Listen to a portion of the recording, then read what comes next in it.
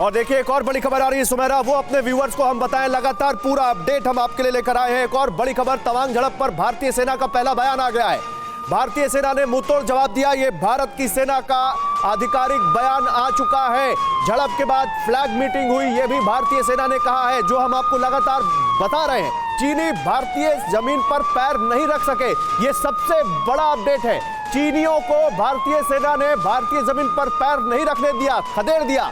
भारतीय सेना कह रही है तवांग में भारत के सैनिकों ने चीन के सैनिकों को मुंहतोड़ जवाब दिया और उनको भारतीय जमीन पर पैर नहीं रखने दिया। झड़प के बाद फ्लैग मीटिंग हुई, यह भी कहा भारतीय सेना ने, जो टीवी9 ने आपको सबसे पहले बताया।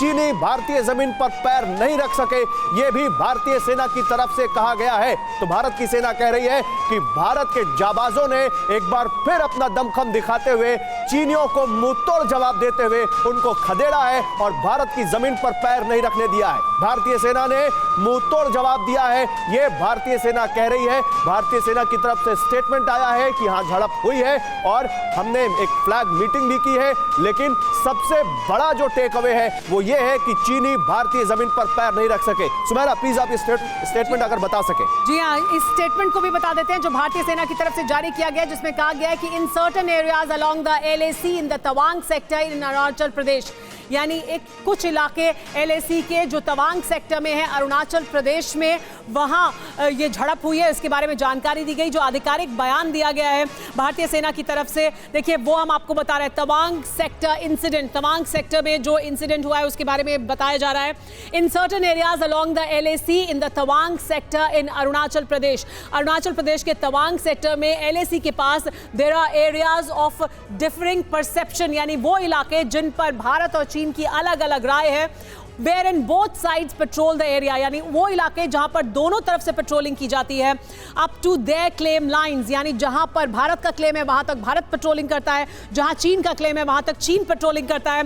This has been the trend since 2006, यानी ये चला आ रहा है 2006 से। दोनों के अपने अपने क्लेम है और अपने अपने इलाके, जहां तक हमारा क्लेम है वहां तक हम पेट्रोलिंग करते हैं और चीन भी। ऑन 9 दिसंबर 2022, 9 दिसंबर को PLA troops contacted the LAC in Tawang sector which was contested by own troops in a firm and resolute manner, यानी फर्मली और रेजोल्यूटली भारतीय सैनिकों ने LAC पर PLA के जो ट्रूप्स मौजूद थे उनके साथ उनका कॉन्टैक्ट हुआ और उन्हें जवाब दिया फर्मली, यानी सख्ती के साथ उन्हें जवाब दिया। This face off led to minor injuries to few personnel from both the sides, दोनों तरफ के सैनिकों को इस वजह से, ये जो फेस ऑफ हुआ दोनों तरफ की जो पेट्रोलिंग पार्टी है उसके बीच, उसकी वजह से दोनों तरफ के सैनिकों को चोट आई है। Both sides immediately disengaged from the area as a follow-up of the incident. Own commander in the area held a flag meeting, यानी उसके बाद एक flag meeting हुई है with his counterpart, यानी Chinese counterpart के साथ flag meeting की गई। इस जो situation है, ये जो issue है, इसको resolve करने के लिए in accordance with structured mechanisms to restore peace and tranquility, यानी इससे पहले जो structure बनाया गया है 2006 के बाद से, उसके तहत दोनों के बीच flag meeting हुई ताकि यहाँ पर शांति को एक बार फिर स्थापित किया जा सके। भारत की कोशिश यही हमेशा है कि यहां शांति बनी रहे, जो स्थिति है वो वैसी ही बनी रहे, लेकिन चीन की तरफ से लगातार ऐसी कोशिश की जाती है कि वो यहां पर किसी ना किसी तरह की जो एस्केलेशन है वो करें। हमारे साथ विनोद दत्ता जी मौजूद है। विनोद दत्ता जी, ये जो हालात हम देख रहे हैं, ये जवाब दिया गया भारतीय सेना की तरफ से, आधिकारिक बयान जारी किया गया है, बताया गया है, लेकिन चीन में पूरी तरह से सन्नाटा है, चीनी मीडिया में सन्नाटा है, चीन की तरफ से कुछ नहीं बताया जा रहा है इस घटना के बारे में। सुमेरा, देखिए ये चीन की बड़ी पुरानी टैक्टिक्स है कि वो बिल्कुल कोई भी इंफॉर्मेशन लीक नहीं होने देते, और ख़ास तौर से जब उनकी सेनाओं को इस तरह से ड्रबिंग मिलती है।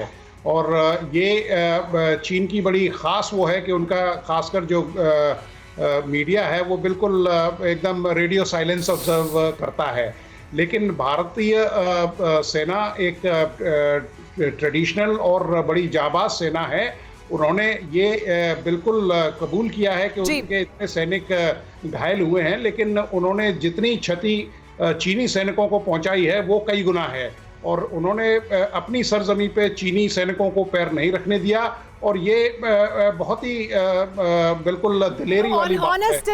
ऑनेस्ट एंड ओपन डिक्लेरेशन साफ तौर पर बताया गया क्या स्थिति थी, क्या सिचुएशन थी, उससे किस तरह से डील किया गया और कैसे मुंह तोड़ जवाब दिया गया। ये भारत बता रहा है, भारतीय सेना बता रही है, लेकिन चीन में सन्नाटा है। चीन इसके बारे में कुछ बात नहीं करना चाहेगा। निनाद, आपसे मैं जानना चाहूंगी, विदेश मामलों के आप जानकार हैं, चीन में जाहिर सी बात है आमतौर पर यही होता है, डोकलाम के बाद भी हमने देखा था कि वो पूरी तरह से इंफॉर्मेशन को रोकते हैं और बल्कि मिस इन्फॉर्मेशन का इस्तेमाल करते हैं, यानी वो गलत जानकारियां सामने रखते हैं। तो चीन की तरफ से अभी तक इस पर पूरी तरह से सन्नाटा है, इसको कैसे देखते हैं आप? ये परसेप्शन वॉर है। चीन एक तानाशाह देश है। हमें तो ये भी नहीं पता कि 3 लाख मरे या 5 लाख मरे कोविड में चीन में।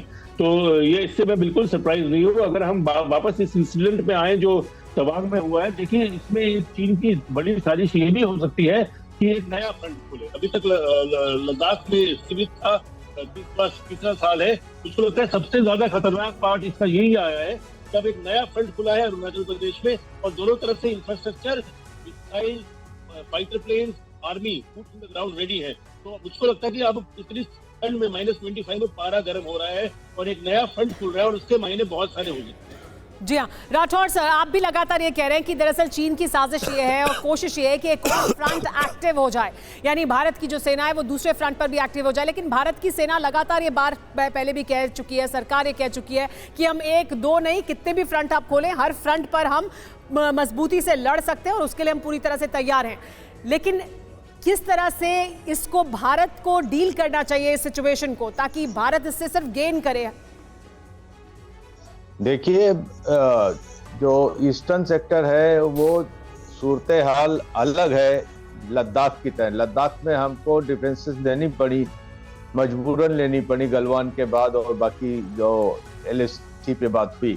लेकिन ईस्टर्न सेक्टर में हमारी डिफेंसेस बहुत पुरानी है, हम वहाँ पर बहुत दिनों से हैं और हर तरीके के फॉर्मेशंस वहाँ पर पहले से मौजूद हैं। तो चीन के लिए इतना आसान वहाँ नहीं होगा, लेकिन चीन चाहता है कि ईस्टर्न सेक्टर भी इसी तरीके से एक्टिवेट हो जाए ताकि भारत जो है एक तरीके से इंगेज हो जाए दोनों फ्रंट पे, ईस्टर्न और वेस्टर्न और नॉर्दर्न पे। वो उसका एक मोटिव नजर आ रहा है।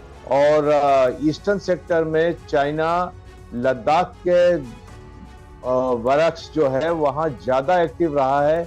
लोगों को अभी तक इस बारे में सिर्फ हम पासिंग रेफरेंस में बात करते थे, चाहे आप इंफ्रास्ट्रक्चर की बात कीजिए या प्रोवोकेशन की बात कीजिए या गाँव को बसाने की बात कीजिए, इन सारी चीजों में वो हमसे आगे रहा है।